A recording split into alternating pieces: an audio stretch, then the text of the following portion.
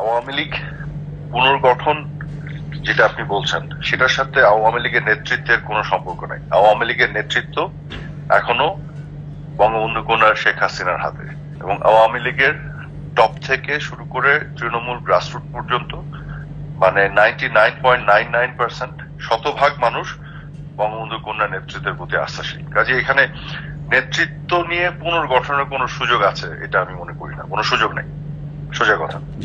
কিন্তু দলীয়ভাবে দলকে পুনর্গঠন, সংগঠিত করা, সুসংগঠিত করা সেটা তো অন্য জিনিস। আর আওয়ামী লীগকে নিষিদ্ধের ব্যাপারে বাংলাদেশে এমন কোন শক্তি নাই যে আওয়ামী লীগকে নিষিদ্ধ করতে পারে। এই দেশে জন্ম দিয়েছে আওয়ামী লীগ, এদেশের গ্রাসরুট তৃণমূলের কোনায় কোনায় আওয়ামী লীগের অবস্থান। হ্যাঁ, আওয়ামী লীগকে নিষিদ্ধ করার কোন শক্তি নেই বাংলাদেশে। বাংলাদেশে রাজাকার পাকিস্তানি এবং পাকিস্তানি পেতার দ্বারা নিষিদ্ধ হবে, আওয়ামী লীগ হবে না। যার যে দেশ জন্ম দেয় তাকে নিষিদ্ধ করা যায় না।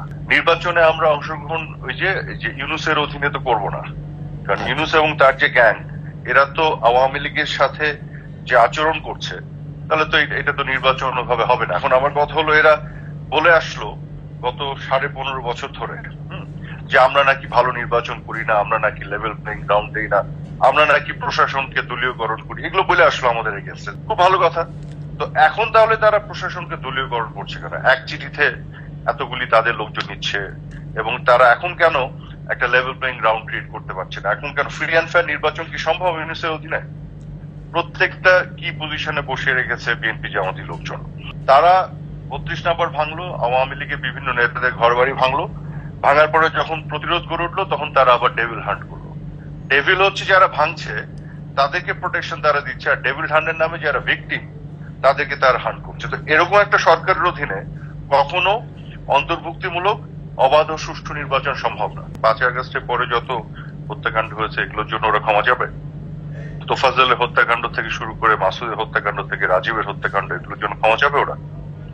আমি এর আগেও বলেছি বারেবার যে আমরা ক্ষমতায় থাকাকালীন সময় যে ঘটনায় ঘটেছে আর একটা দায় আমাদের আছে, কারণ আমরা তো সরকারে ছিলাম, সেই দায় আমরা স্বীকার করেছি, এবং সেই দায় স্বীকার করে আমরা কি করেছি, এটাকে বিচারের প্রক্রিয়ায় আনার চেষ্টা করেছি। আমরা কমিশন গঠন করেছি, তখন জাতিসংঘকেও ডেকেছিলাম।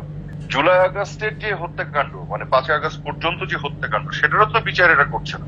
এরা তো এটাকে পলিটিক্যালি অপব্যবহার করছে। যদি বিচার করতো তাহলে কেন আজকে গণহারে মামলা হচ্ছে এবং মামলা করে চাঁদাবাজি হচ্ছে?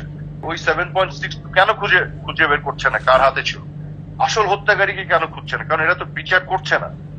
এরা তো হচ্ছে এটাকে ব্যবহার করে আওয়ামী লীগকে দমন পীড়ন করা। কি রাজাকারদের ডিফেন্ডারদেরকে আইসিটিতে বসিয়ে দিয়েছে প্রধান আপনার কি বল প্রসিকিউটর। এদের অবজেক্টিভ হলো আওয়ামী লীগকে শেষ করার চেষ্টা, যেটা সম্ভব না। এটা অবজেক্টিভ, বিচার এদের অবজেক্টিভ। এরা বিচার করছে না, বিচার আওয়ামী লীগই করতো।